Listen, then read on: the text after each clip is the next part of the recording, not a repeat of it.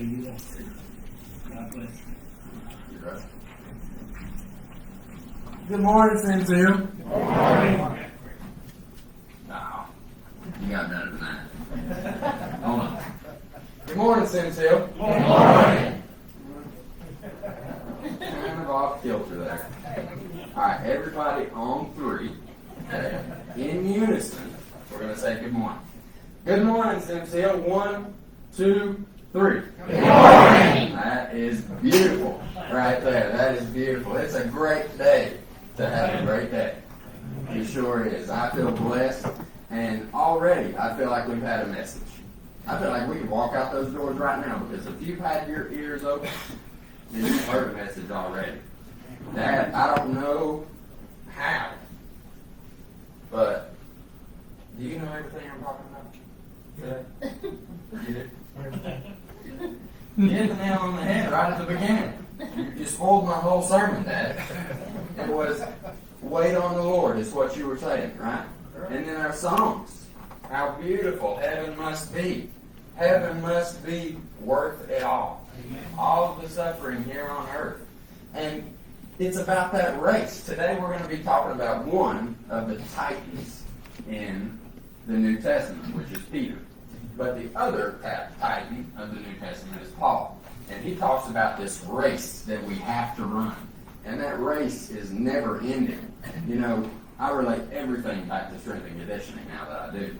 But oftentimes, after a workout or something, we'll have athletes do sprints, 20-meter dashes, repeat tempo runs, things of that nature. But the distance is almost always known by the athletes.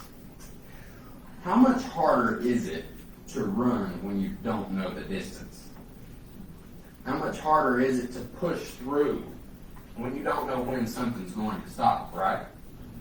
And that's what this life is. That's what Paul calls us to do. He calls us to run with ambition. He calls us to have a good day every single day.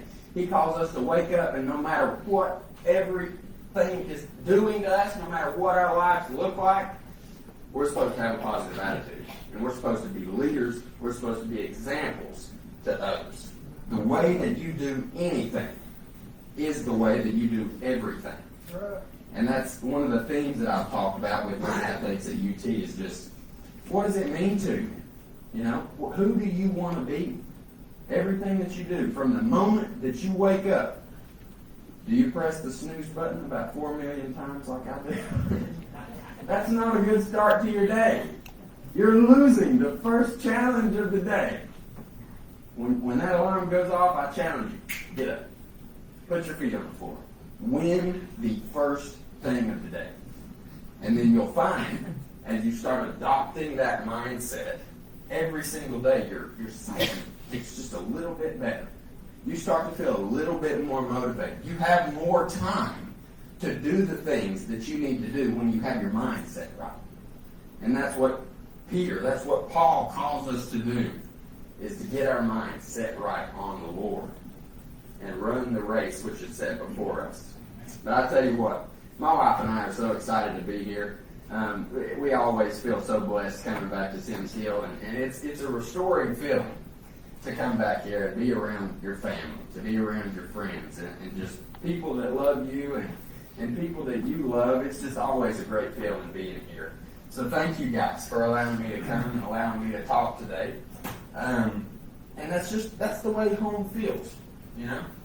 You're supposed to go home at the end of a hard work day. You're supposed to go home after you've expended all of your energy and be restored, right? And on Sundays, that's what we do as Christians. You know, we're through the week, we battle different things, and on Sundays we get to gather together as people of like precious faith and get restored. We get to refill our cups every week, which is a blessing. So I do feel restored today.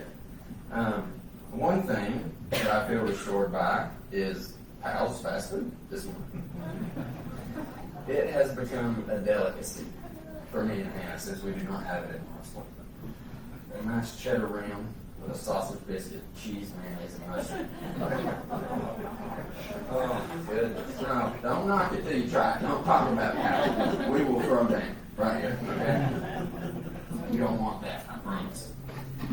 But that's what home feels like. You're supposed to be restored. And whether it's going home and taking a break watching television, whether it's going home and just talking to your family, playing games, I don't know how much restoring goes on between Hannah and I's Monopoly and Catan matches. But we kind of cheated. She's competitive a lot. But whether it's going home and taking a nap on a Sunday evening. Dad, have you ever taken a nap from work too? Well, I don't think he's ever taken a nap. I don't know of a single time that man has taken a nap. It's always, oh, I'm just resting my eyes. I'm just resting my eyes. But when Jonah's tired and Jonah takes a nap, that cracks the whip. He said, no, get up, we're not sleeping. You won't be able to go to sleep tonight. I always thought that was funny, but one of the things that Hannah and I do find relaxing at the end of the day is just watching television. Kind of taking things off of the brain, watching something that might be comical or funny to release some of the tension of the day. But it's always funny watching TV and watching movies, things of that nature, because we judge everything that we do, what we watch. Everything that we watch is judged based upon our preference, right? And what we want to see. Well, we want to see good things. We want to see funny things. We want to see happy things. When we watch movies, we don't necessarily want to see the underdog lose. We don't necessarily want to see the guy not get the girl. We don't want to see someone who's worked so hard in their sport fail at the end. Like Friday Night Lights, come on. You know? I mean, I cried for weeks after watching that movie. But we always want to see good things. We want to see justice. We want to see righteousness. We always judge everything that we do from the moment we wake up by an essence of right and wrong. Okay? So we always want that optimistic belief. We want to be happy. We want to see movies like Home Alone, where this little kid is just running all over New York City and can't find his family, but at the end they reunite. And we want to see movies like Willy Wonka and the Chocolate Factory, where it's heartwarming stories, and at the end, my favorite quote is, "Don't forget what happened to the man who suddenly had everything." He said, "What is that?" He said, "He lived happily ever after." But everything that he had, material-wise, wasn't what he was talking about, was it? That's not. It was deep inside. It was that sense of family. It was a sense of having a home. That boy had a home when all those other children. He had a home long before he met Willy Wonka. And that's what Willy Wonka was trying to say, is that all these other children, they placed their home, they placed their restoration in things of this world, right? Not that boy. He placed his restoration in his family, in his home. But like I was saying, it just feels good to see somebody win. Those are the stories that we want to hear, and those are the things we want to see. It's hard as humans. It's human nature to want things to go that way for us.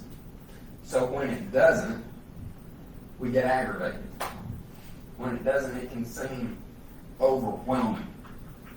You know, we can have a million blessings in a day and focus our minds on the one thing that's going wrong.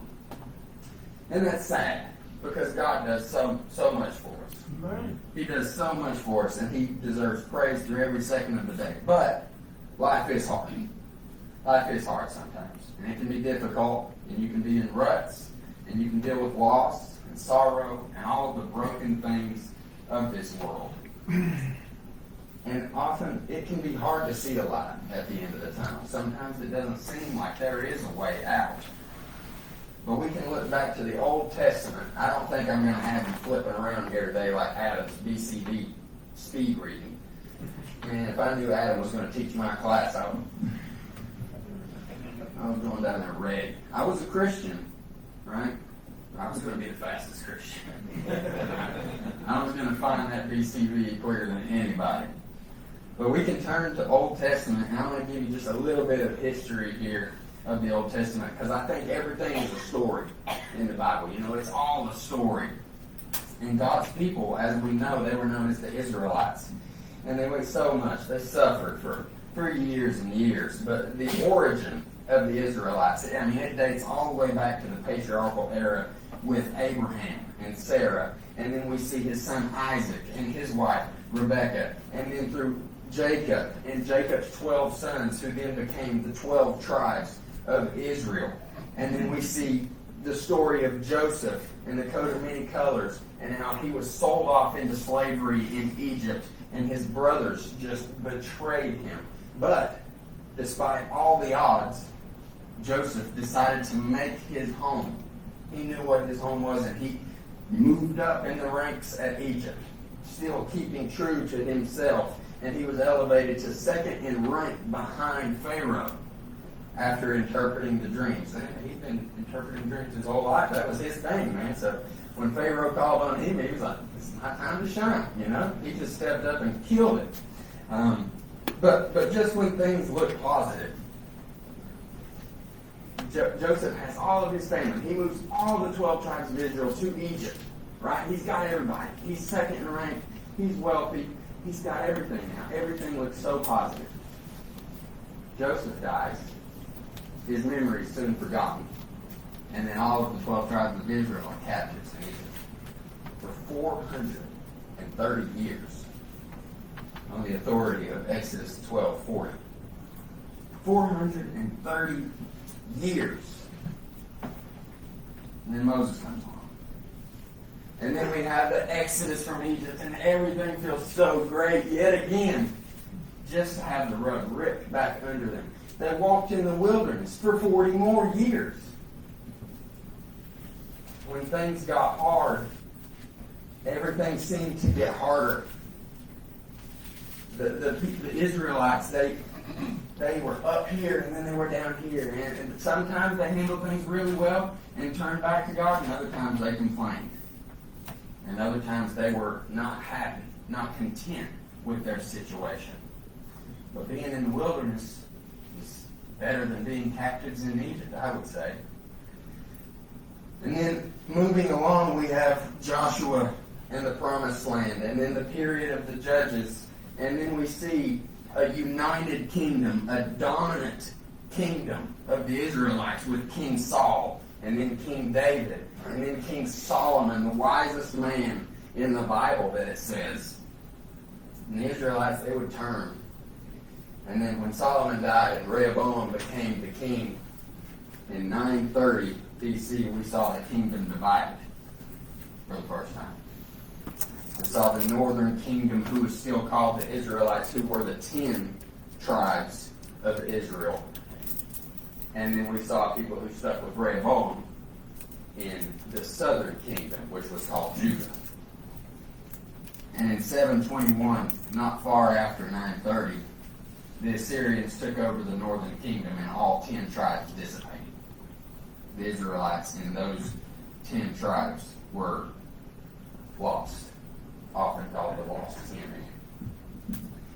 But in 588 BC, the Babylonians, in their second siege of Jerusalem, overcame, and they stole Jerusalem, and they took all of them back to Babylon for captives. So here we find the Israelites, what's left of them, in Babylon. They're confused, they're tired, they're exhausted, they're complaining, they don't know why they're there, they don't know what they're going to do. They have to live as slaves. They have to live in a land that's not their home, somewhere that's not their home. It's not comfortable. You know, it seems as if all hope is gone. But God gives a way out, as He always does in the Old Testament. God comes to them through Jeremiah, who is warning them, please, you are in Babylon. They are strong. They are a mighty power by God to deliver them. stay in Babylon, Jeremiah says. He says, stay, build your houses, seek the peace of the city where I have caused you to be carried away captives. It's like God saying, do you not know that you kind of got yourself into this? You know, Jeremiah was kind of prophesying some things. You remember listening to him? No. You remember listening to him after his second prophecy? No, not at all. They were taken away, and it's like, how did you not know that that's what you got yourself into? But he says, seek the peace of the city where I have caused you to be carried away captives, and pray to the Lord for it. Pray blessings upon that land. For in the peace thereof you shall have peace. So imagine being an Israelite right now. Imagine being in a place as a slave, as a captive, and being in somewhere that you're not comfortable with. How would you handle that situation? I'd like to say that I would be extremely receptive to what Jeremiah was saying, but at the same time, if I had my family and we were suffering and I thought somewhere else there might be a better life for my family, it would seem that I might try to get that better life for my family, right? It would be hard. It would be extremely hard to hear Jeremiah's voice saying, stay. Continue to endure. False prophets came along, like Hananiah, and they made the Israelites believe that they didn't have to. They made the Israelites believe that the suffering wouldn't be that long. But Jeremiah actually pinpointed the suffering for 70 years. He even gave them a date. So they knew when the suffering would end, but it seemed some of them said that's just too long. So many paid the consequence. As you see, they lost their faith time and time again, finding themselves reaping the consequences and complaining after they get themselves into it. But through Jeremiah, God says, for I know the plans I have for you, declares the Lord. Plans to prosper you and not to harm you. Plans to give you hope and a future. Much like the stubborn Israelites, we get so frustrated with things, right? We don't have patience. We want things to happen now. I'm in that season of life right now. Next week, I take one of the largest tests I've ever taken in my life that will largely determine my career. And I want it now. I want the test now. I want to take it, I want to pass it, I want to get through it, and I want to start my career, you know? But there is a peace in this season right now that we have because God will deliver us. And no matter what happens, if I fail that test, if I pass that test, I'm going to be okay. Because my home's not in that test. My home is in Jesus Christ, and that is who will deliver me. You know, it reminds me of the story of a man who is building his mansion. And I mean, this mansion had everything. From the newest cars in the garage to the highest technology, 90-inch flat screen TVs. And he walks into his home just before it's being, all put together. And he's just mad. Nothing's turning out the way that he wants it. It's just, this isn't in the right place. I don't like this. Why does it not look better than this? You did a terrible job. And then he walks into the living room where brick masons are forming up his luxurious fireplace, working for $9, $10 an hour. And he walks in and sees them, and they're laughing, and they're smiling, and they've got music going, and they're enjoying life. And he says, "Oh, how awful of me to think this way when other people that are in far less of a status than him are enjoying their lives. They're grateful for what they have, and he realizes just how blessed he really is. We've got to have patience, and we've got to practice that patience like Jeremiah is telling the Israelites to. We need to make the best of our situations by being leaders in everything that we do, being examples to other people, rather than complaining when things go wrong, or when things are just a little bit of an inconvenience. For God has promised deliverance. And as Christians, that's all we need. We're not promised a good life here. We have never once been promised that things will work out here. But we are promised that at the end of our race, we will be delivered. Right? And a great example, talking about the other titan in the New Testament, is Simon Peter. Simon later changed to Simon Peter, or what was known as Cephas, which also means rock. Let's turn to Matthew 16:15, if you would.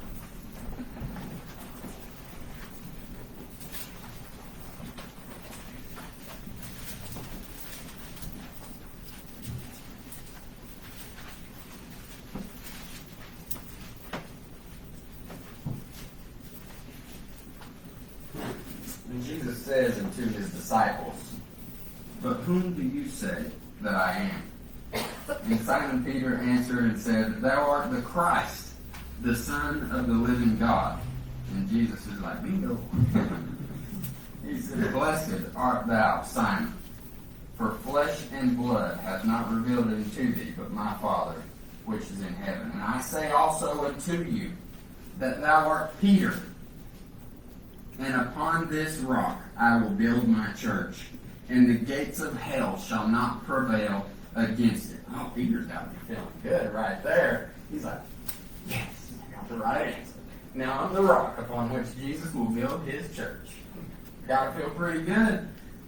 "And I will give to you the keys to the kingdom of heaven, and whatsoever thou shalt bind on earth shall be bound in heaven, and whatsoever thou shalt loose on earth shall be loosed in heaven." Then Simon's up way up here, feeling real good about himself, and in 5 verses, things flip dramatically. Let's go on down to verse 23 or 22. Jesus begins telling his disciples what has to happen. Jesus begins telling his disciples that he must suffer, and that he came to suffer. And it seems as if Peter rejects that decision. And Peter rebukes Jesus, saying, "Be it far from you, Lord. This shall not be unto you. You are the Messiah. Like, you're good. I'm going to take care of you. You don't have to go through that, you know. You're powerful, you're mighty. Like, just don't suffer. That's fine. You're not for you." And then Jesus says, "Get behind me, Satan." Whoa. Where did that come from? He was just the rock upon which Jesus would build his church. He just called me Satan, Jesus. "You are an offense to me, for you savorest not the things of God, but those that be of men." And then Jesus said unto his disciples, "If any man come after me, let him deny himself, pick up his cross, and follow me. For whosoever will save his life shall lose it, and whosoever will lose his life for my sake shall find it." Let's flip over to Matthew 26. A little bit further into the story, we see the time drawing near for Jesus to have to suffer and die for our sins. He's been teaching his disciples of what has to happen. A lot of them accept. A lot of them know. They're discouraged. They don't see how it could be. They have people telling them other things. The Pharisees are saying, "No, our Messiah will be strong. Our Messiah will be a mighty warrior who comes to overcome all of our enemies and take us home, deliver us."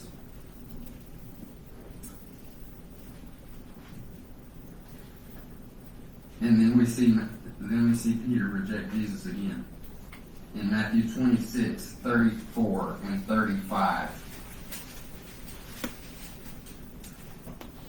Verily I say to thee that this night before the cock crow you shall deny me thrice.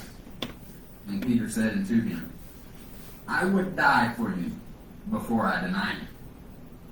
And all of the other disciples, including Judas, says the same thing.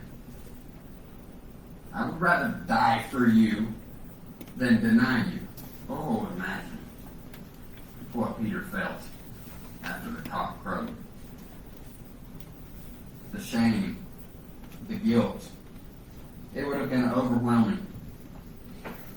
Continuing on in verse 47 and 50, this is when Judas betrays him with the kiss, and people surround them. And behold, one of them which were with Jesus, which is Peter, stuck out his hand, drew his sword, struck the servant's ear, and cut it off. Again, rejecting the plan of God. Rejecting what must happen. It seems like Peter has a skewed view of what the Messiah is, of what being a follower of Christ means. It seems Peter wants to be on top. He wants to be the dominant force over everyone. He wants to win. And Jesus is trying to tell him the battle will be won. But this is not how we're going to do it. As he restores the man's ear, he looks at Peter and he says,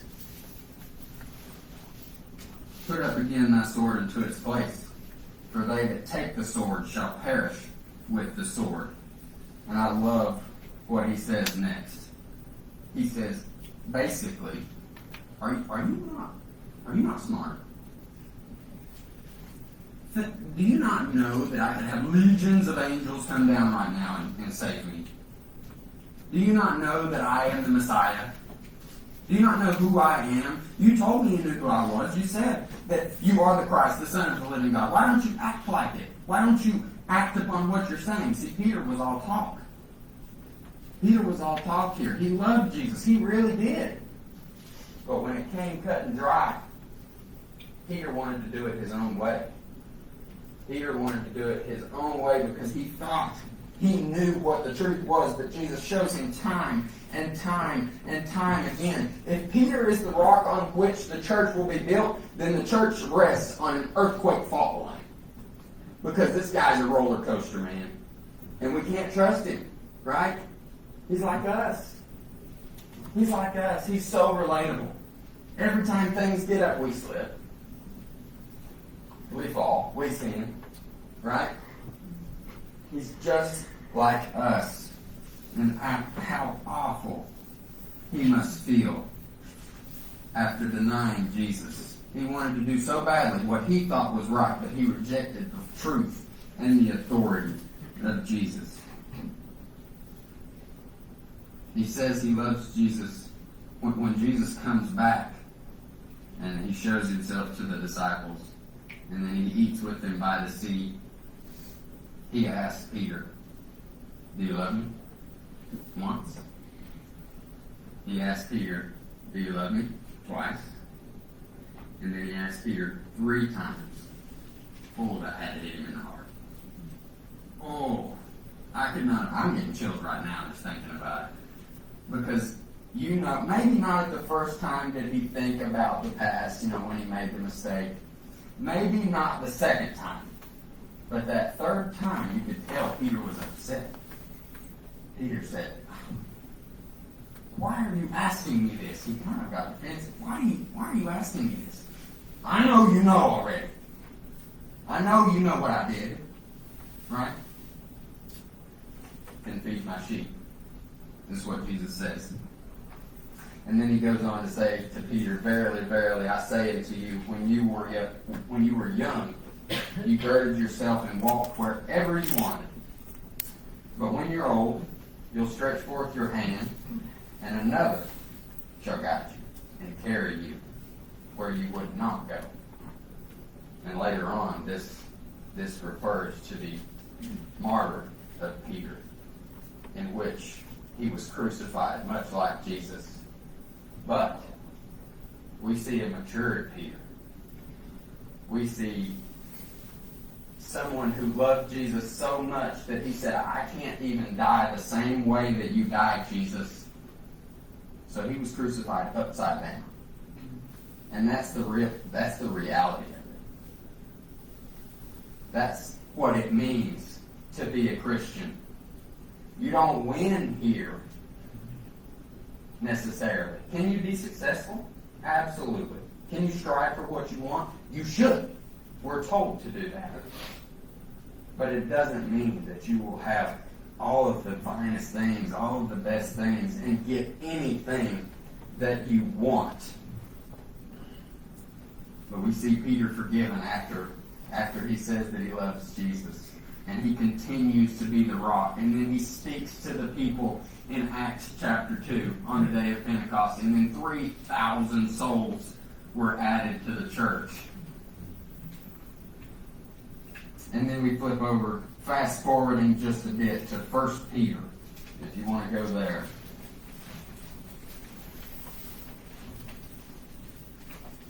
This is beautiful here.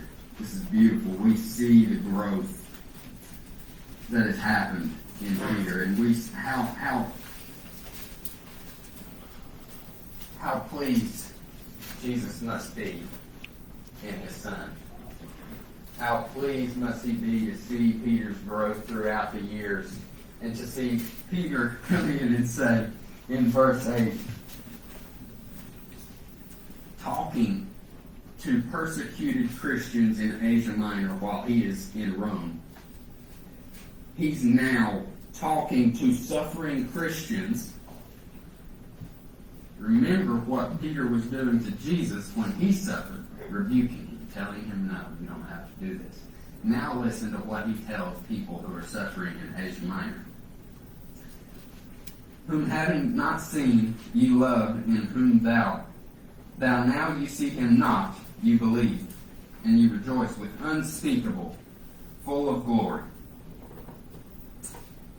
And in verse 13, he says, wherefore, gird up the loins of your mind, and be sober, and hope to end for the grace that is to be brought to you at the revelation of Jesus Christ, as obedient children, not fashioning yourselves according to the former lust of your ignorance, but which he has called you to be holy. So be ye holy in all manner of conversation, because it is written, be ye holy, for I am holy. And in 17 and 18, it says, and if ye call on the Father, who without respect of a person judges according to every man's work, pass the time of your sojourning here in fear. For as much as ye know that you were not redeemed with the corruptible things as silver and gold, you're not redeemed by those things, or your vain conversation received by tradition from your fathers, but with the precious blood of Christ as a lamb without blemish and without spot. We see here he's telling them to gird up your loins. Either Peter has a very flawed view of anatomy, or there's something that means something. Because your loins is not your brain. Right, we know that. And there's one way I can explain this. Gird up the loins of your mind. What do we think that means? Somebody. Like that. Sure thing. Okay. Anything else? One thing I like to tell my athletes when they're doing a lift is something called the Valsalva maneuver. In the strength and conditioning world, this is an increase in intra-abdominal pressure to make sure that our vertebral column is in the right place. So when we're doing a squat and we have 85-90% of our 1RM on the bar, we need to protect ourselves. We need to breathe in. The Valsalva maneuver is breathing in, holding your breath, increasing that intra-abdominal pressure. To explain this a little bit further, Jacob, come up here.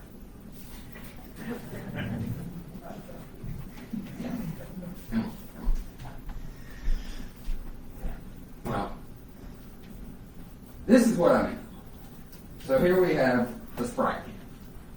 It's just right at the gas station right before I got Nothing special about these things, but there are two very different things that need to be noted. One is full, unopened, and one is empty. Okay? Jacob, I'm going to hold on to you just for the sake of safety. I don't want you to roll an ankle or anything. But what I want you to do is I want you to come over. No, that's what you like. I want you to come over and I want you to stand on the one that is open. Hold on to me if you need. Stand on it.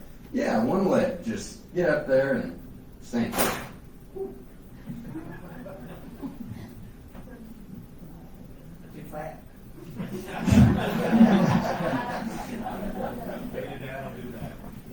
Now, I want you to stand on this Sprite can, who is full, and see what happens.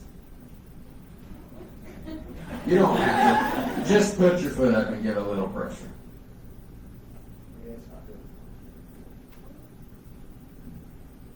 What's the difference here? Full pressure, right? It's holding itself in place by the pressure that's put inside it. You can have a seat. Everybody get Jacob by hand. That's what Peter is telling us here. Gird up your loins. Get ready. Take a deep breath in and fight whatever's coming. Because the load that comes on you is not going to overcome you. The load that you will have will not overtake you. Sin can no longer win on you if you stay true. If you gird up your loins and you are willing to fight for what is right. And if you want to be with Jesus, and if you want to be a follower of Jesus. We go on in chapter 3, verses 17 and 18. For it is better, if the will of God be so, that you suffer for well-doing than for evil-doing. For Christ also hath once suffered for sins, the unjust for the unjust, or the just for the unjust, that he might bring us to God, being put to death in the flesh, but quickened by the Spirit. This is Peter saying these words. How different of a man does this sound like? Oh, the transformation that happened in this man's life. How much peace that he had to have. Peter was jailed multiple times. Peter suffered for Jesus. But he had that intra-abdominal pressure, man. He had that Valsalva maneuver flowing. He just knew that nothing was going to overtake him. Because his home wasn't here. His home had came. He had seen his home. He had seen his home win for him. He knew the battle was over. He knew that he didn't have to succeed here anymore. Imagine what Peter felt like when Jesus showed himself. You were right. You were so right. You won. You won, Jesus, and it wasn't my way that was right. It was your way all along. We have to discipline our minds, y'all. Going back to the prophet Jeremiah, who's one of my favorite characters in the Bible. Jeremiah says, the heart is deceitful above all things and desperately wicked. Who can know it? We have to discipline our minds. That's why I'm talking and saying the way you do everything is the way you do everything. Whether it's greeting someone, whether it's talking to a family member or a friend, everything you do is a direct reflection of who you are and what you care about.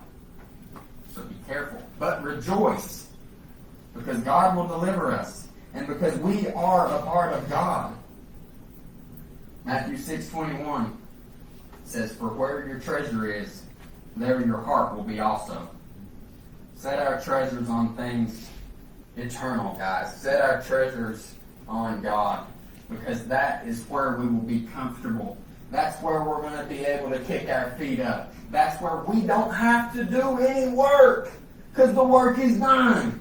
That's where we can be restored, is within Him. And when you ground yourself in Christ, you start to see a peace come over you that you'll never see before.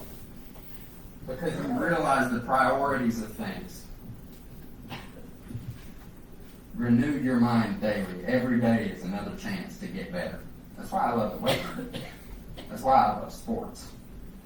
Because yes, you compete team on team, but every single day is a physical and mental challenge to get better than you were yesterday.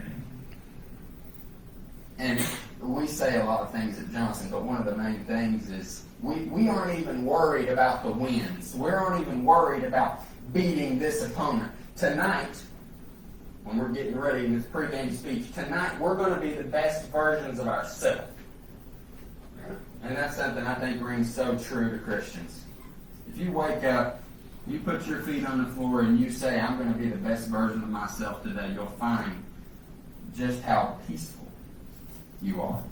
And just how motivated you are, how much energy you have, because God will be with you. If you know where your home is today, then please rejoice. Because it's an amazing thing. Peter tells us to rejoice, even with what you're going through, and know that God's going to bring you through it. You should have joy all the time. But if your conscience is not right with God, if you're like Peter, and you've done some things, and you, not to the extent of Peter maybe, and denied him 3 times after you told him that you would die for him, then let's read 1 Peter 3:21. The like figure whereunto even baptism doth also now save us, by putting away not by putting away of the filth of the flesh, not by washing your skin of dirt, but the answer of a good conscience toward Jesus Christ. When Peter is called the rock, Kephas, it was in response to him saying, you are the Christ, the Son of the living God, which we now know is the confession. Right? That belief spurred what he needed to do. That belief spurred what he's telling these people to do. Act on that. Don't be all talk. Don't say, Jesus Christ, you are the Son of the living God, and then disobey his commandments. He's saying, baptism doth now save us. It is the answer to a good conscience. It is setting us right with Jesus Christ. It was his plan. When you start judging things based upon your view of what's right and wrong, we see Jesus correct Peter time and time and time again. It's his way. It's not our way. This message is for everyone. God loves you. And God wants to be with you. He wants to be with everybody. He wants to have that right relationship. And it is so freeing to do that. Remember, the way you do anything is the way you do everything. So gird up the loins of your mind, guys. Gird them up. Increase that intra-abdominal pressure. And overcome everything. Thank you all very much for that.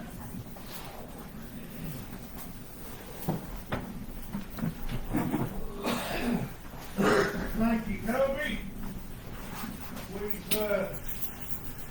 We know there's no greater peace, joy than being a Christian. I was looking back while they were singing some of those songs and thinking about the last, upwards of getting there, 18, 20 years, whatever it's been, and how many people that have gone on to eternity that we've lost from this congregation.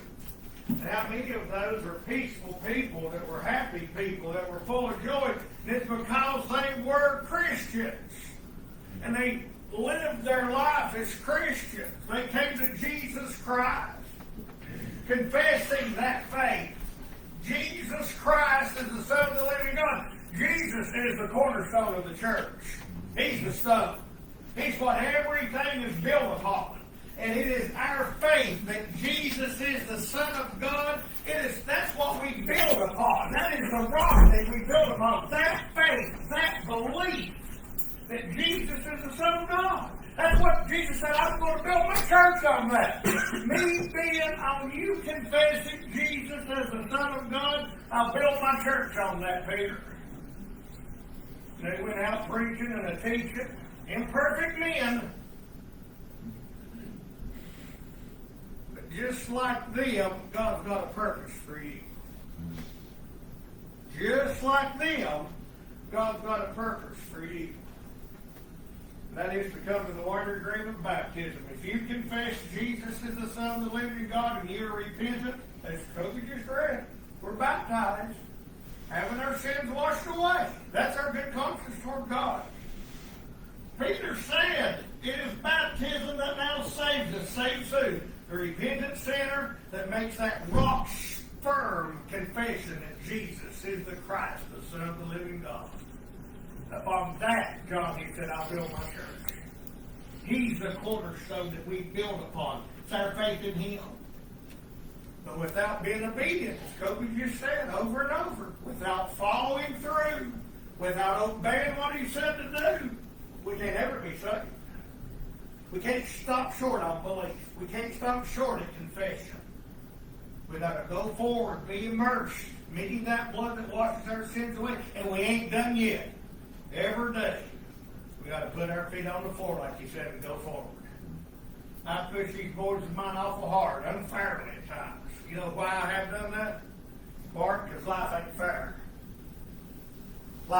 People don't care. Life don't care how much you put in, whether you enjoy it, whether you die today, what happens tomorrow. The world don't care.